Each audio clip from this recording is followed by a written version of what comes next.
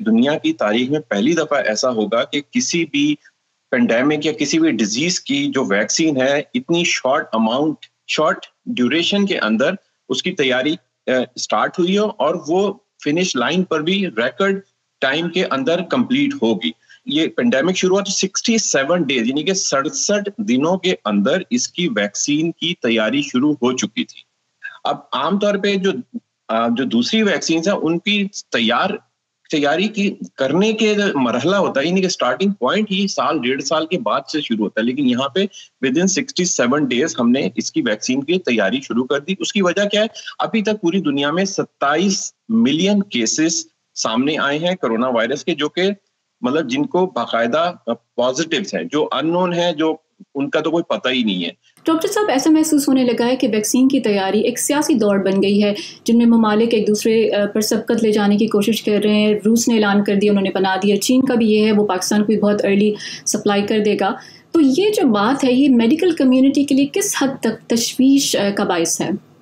हर vaccine जो होती है या कोई भी दवाई, सबसे इंपॉर्टेंट उसका जो डेवलपिंग स्टेज होती है फेज 3 होती है। रशिया ने फेज 3 को बाईपास करके फेज 2 के बाद उन्होंने डाटा निकाल के बोला जी वैक्सीन हमारी इफेक्टिव है, आप इसको लेना शुरू कर दो।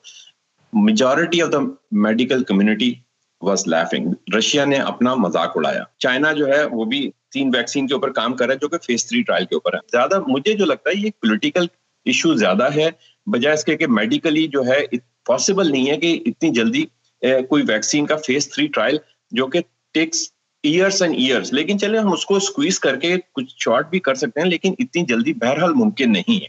तो इस वैक्सीन जो भी इवन अमेरिकन वैक्सीन जो आएगी उस पर भी सवालिया निशान बहुत उठेंगे और बहुत सारे लोग जो होंगे initially they would be reluctant to take this vaccine. तो डॉक्टर साहब, जब वैक्सीन की दस्तयाबी हो जाएगी तो उसके बाद कोरोना वायरस पे काबू पाने में भी कितना वक्त लग सकता है? अमेरिका के अंदर भी गैलप ने सर्वे किया था, 66% लोग कह रहे हैं कि हम वैक्सीन लेंगे, बाकी जो है 44% कह रहे हैं हमने लेनी ही नहीं है। तो एक वैक्सीन जो कि इफेक्टिवनेस उसकी 50% है, दूसरे 44% लोग, अमेरिका जैसे एजुकेटेड और मॉडर्न सोसाइटी के अंदर लोग रिलक्टेंट है वैक्सीन नहीं लेने पर।